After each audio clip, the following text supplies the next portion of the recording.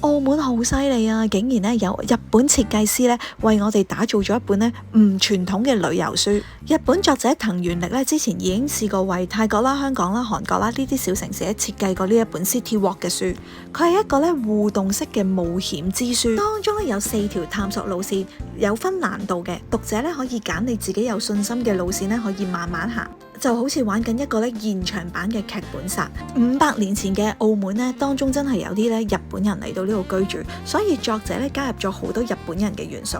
書中裏邊咧話要揾出呢個符號，我諗真係我喺澳門咁多年，真係冇見過呢個一個男仔拖住另一個男仔嘅小符號。我完全感受到作者咧係好認真留意澳門街道嘅一啲一點一滴，讓我呢個老街坊咧都好似重新探索呢一個美麗嘅小城。我呢個故事背景係講緊當陣時嘅一個日本人被賣到嚟澳門，然之後佢喺澳門經歷到嘅點點滴滴，同埋我哋有少少破案元素，就係點樣幫翻呢一個日本人咧翻去日本。有故事，有推理，又有歷史文化，簡直豐富過 Kinder 出奇蛋。我去過玫瑰行咧好多次㗎啦，但係今次咧跟住呢本書，佢叫我留意住地下嘅階磚，我先至發現 ，Oh my goodness！ 原來成條街咧嘅葡國磚咧都係砌出嚟係朵花嚟㗎，仲要係唔同嘅花嘅類型，簡直好 amazing。已經知道嘅目的地有4個。另一條路線咧就喺媽閣廟度出發嘅，越投入咧你就玩得更開心。媽閣廟咧對我嚟講咧就好唔熟悉啦，我都好希望咧下次咧探索呢一條路線。呢本書咧有3個語言，分別係英文啦、日文啦同埋中文。大人たち、なぜかみんな男だ。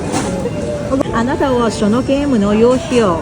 所以你係遊客啦，同埋本地人咧，你都會發現呢本書非常合適嘅。大家玩完咧，一齊 comment 下，都發覺大家非常中意呢本書，同埋覺得咧認識咗澳門好多。我哋分開2條路線，最後咧喺金碧坊度集合。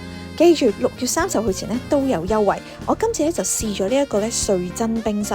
我同個老闆傾偈，發現佢真係台灣人咧，係開過嚟嘅喎。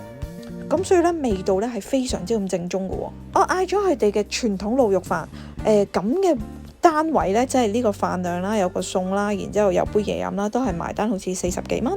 然之後依家有優惠券，仲可以平10蚊添。我個人咧就係貪佢地理位置方便，去到一定有位，同埋咧地方寬敞。仲要講多次，呢本書咧非常適合團建。如果有興趣買嘅話，記住去邊度有書。呢間書局咧定期會搞下啲唔同嘅工作坊，位置就係喺鏡湖醫院嘅正對面。入邊咧你仲會揾到好多小眾書添。呢2個咧就係槍林澳門冒險之書嘅作者。如果你係澳門人，又想一齊探索呢本書一齊玩嘅話咧，我仲有3條路線㗎，歡迎一齊組隊。想認識澳門更加多咧，歡迎 like share 同埋我嘅 channel。拜拜。